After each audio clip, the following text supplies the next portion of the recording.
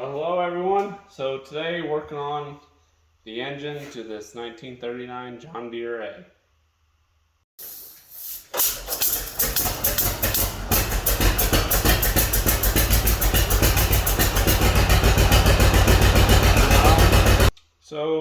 In general, I've got new piston rings on. Got those installed, pistons. I got the carbon off the top cleaned up. And talking about the connecting rods themselves. So this one, I guess let me start with the other one first. I sent both rods in to get rebabbited because if you remember, I think from an earlier video, this one had like a chunk out of it. So this was poured, all new babbitt. You can see the connecting rod was cleaned up. So they got that to size. And the other one, they felt that it was not necessary to rebabbit it. That's it. It was in good enough condition. So it's always good when you send something like this to places and they're willing to save you money by saying, hey, that's good enough. You don't need to do that. So yeah, that's why one connecting rod is shiny and one is not.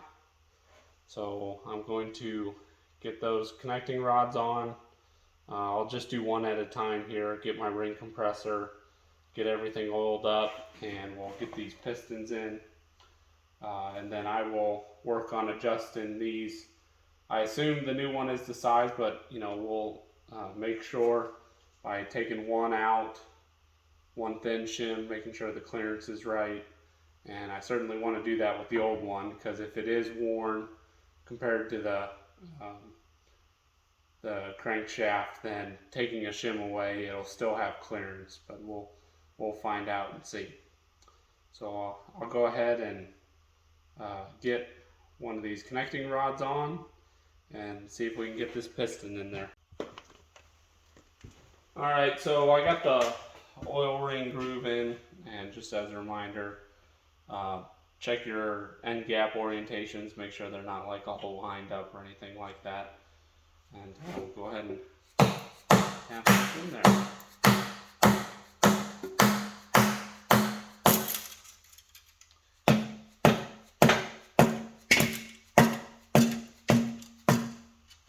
Alright, so I'm going to fix that, but there we go. One is in.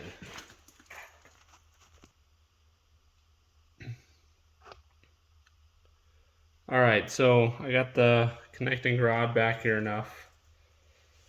I got the end cap off. I took the shims out. You want to do that very carefully. Don't be like me and then drop them and be like, oh my goodness, what combination was there on these? Luckily this was the new one, so there's a nice even combination. I guess it should be even on anything. Something to note, you can't see it right now because it all just kind of ran off. But before I was doing this today, I spun this over and confirmed that there was oil coming out of the crankshaft. So that's very important, because now would be the time to find out that you don't have oil coming out to your connecting rods. So we'll go ahead and see if we can pick this up here. There we go. And get this end cap on. Put our bolt in here. So these old pistons, they are babbitt, as I had mentioned earlier. So they have shims that go with them. So this has like a thick, medium, and 3 thin ones to each side. So when I sent them off to get them rebabbited, you have to send them a certain thickness of shims with it. So did that, and then I guess now that I think about it, I want to take one off just to be sure that we don't have too much. So I'm going to take one off there and take a thin one off here. I forget, I want to say these are like 3/1000 of an inch These thin ones, I'd have to look it up. So it's kind of like if you have clearance without them. Let me reword that. If you don't have clearance without them, then you put one in and you have clearance with it, then I believe it's about the right amount of clearance that you want overall.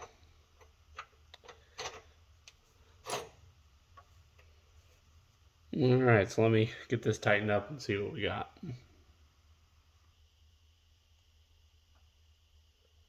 Alright, so as I expected, when I went to tighten them down, it got really tough, meaning that it needed that small shim that I took out. So I put that shim back in, we'll tighten these up, put the cotter pins in, and this piston will be done. So, always trust but verify, like we say at work. It's a good motto to have. I'll warn you, gentlemen, if you approach that logic wrong, though, it can get you in trouble with your wife. So make sure you come across that you trust her, but you're just verifying her, because she won't take it too well if you're always questioning or verifying.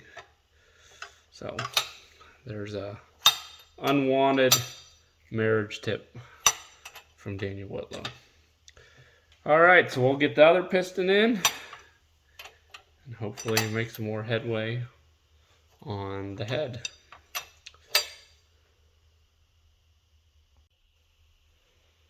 Alright, so I got both of them in.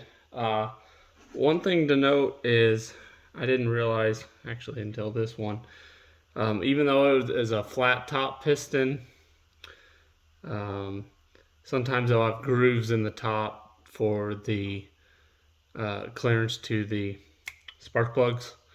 So those would normally go on top. Since these were just flat top pistons, I didn't think there was a top and a bottom, but they did have a top marking on it on the very bottom edge. So the closest edge to my finger had a top on it.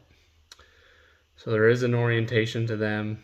So this actually was the one that I had rebabbited, and I assume when they had it made, they made it to size. So I actually had to add a shim in order to have, clearance here. Like, it was totally locked up before I added a shim. And even now it's a little tight, but I'm thinking the more I spin it over, the easier it is a little bit. So hopefully it just needs to get a little bit more oil in the system and the pistons and everything. Curious to see, I may end up adding another shim here. If it becomes almost too hard to turn it over with the compression of the engine. So, all right, I think at this point we're ready to put the head on. Okay, guys, so another day, another week, almost another month. Got my head gasket ready to go here. So I've got copper coat on here. That's the only thing I use. I let that sit for a few minutes prior to kind of getting it on here. Well, of course, it likes to get hung up on the threads a little bit. This one for some reason. And so we'll get this pushed back, and there we go, nice and even. And we'll slide the head on. Get this closer.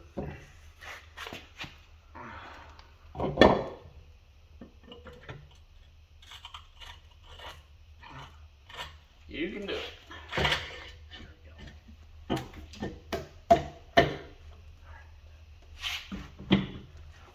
Now that we can start working the nuts on. And the nuts, 1/16", and they get torqued up to 150 foot-pounds.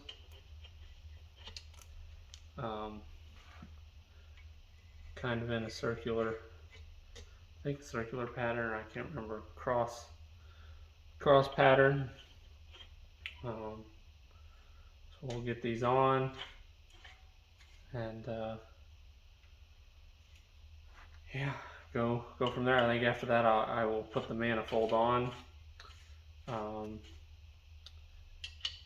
So I got the head was resurfaced. This manifold here was resurfaced. Yeah, the manifold, one of the what do you call it? The ears to the exhaust mount was broken. The guy thought about fixing it, but he was afraid, of course, to put that much heat into it. So he didn't, and that's okay.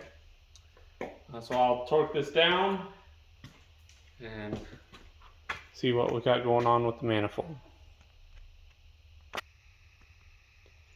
Alright, so of course I just realized that I don't have all 4 of the correct length of studs to put in here. So I'll show you what all to do, and then I'll just have to finish it another day after I order one stud. So these studs, they're a little bit special. You've got a short end that goes into the block. I buy brass nuts. That way it's a different material. You know, like if you ever have one of these and it's, you know, steel on steel, those nuts get on there and you're never going to get them off. If they're brass, you at least have another chance. These holes go into the coolant channels. So I always put a little red RTV. You got to seal them somehow. I use red RTV. There's some high temperature sealant out there also. So that one goes there. And why I don't have the right size studs, of course, is this takes at least, it takes 3 different lengths on it. The one I just put in there is a 5.5. I believe this one here, so this goes left front. I think this one is like a 6-inch stud. We'll use the pipe wrench to get these in a moment, get them in good. I think these are also an interference fit, but you can't rely on them for, you know, coolant sealing. And apparently I'm supposed to have a 5.5-inch here, and I don't know how I screwed that one up. Oops. And then this one here that I have is a short one. Make sure I get this the right direction.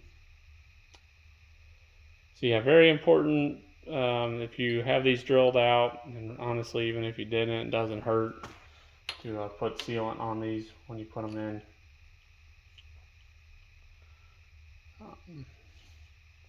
Then there's this one that I'll just stick it in there without anything because, like I said, it's not the right size, but it'll illustrate what it's supposed to look like, and to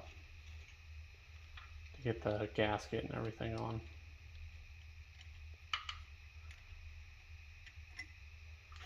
And where's the other one? There it is. Alright, so there would be the 4, but this one's too short, as you'll see in a minute. So I'll just thread that there. Alright, I need to tighten these up and let that RTV dry up a little bit so I can peel it off then. Alright, so I forgot to mention, when you put the gasket on, flat side toward the block. I should have shown that a little bit better. There's like rings around one side of the head gasket. Those go towards the head. So flat side to the block. However, this gasket for the manifold, it says this side out, but I think I've heard it doesn't really matter. Anyway, I would put copper coat on that too. Then I would stick that on, and then that's where that stud is about an inch too short. Tighten these down don't go hog wild with them. Remember, they are brass. And yeah. So you can do this two ways. You can do like I did here, where I don't have the fan shaft assembly on, and then I can drop this on from above because I got the head on first. Or if you wanted to, certainly you could put the fan shaft assembly on first, or if you are taking this apart and you have the fan shaft assembly on, you can slide that off. And I think you have room to kind of rotate it and pull it out, but it's kind of nice when the fan shaft isn't there that you can just slide it on up above.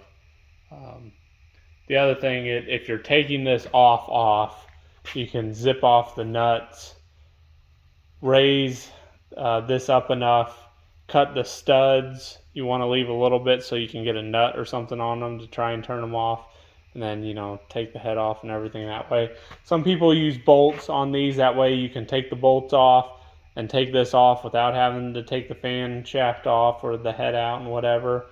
Studs are original, but hey, it's whatever you want to do. So yeah, I'll do a video in a few weeks, maybe, on getting the tappet assembly on. That'll be the next big thing. So I posted the video on the radiator. That'll go on. When I finally get this on and the fan shaft on, I'll talk about the timing and all of that, because really it's the governor has to be placed on a certain place, the flywheel has to be on right, and yeah, crankshaft, things like that. So alright, I think that covers it for today. I know in my head this thing is close to getting back together, but just busy life outside of this, and slow to get around to it. So you all have a good day, and hopefully have this thing running here in a couple months or something. Hopefully I can get to it. Catch you later. Let me know if you guys have any questions.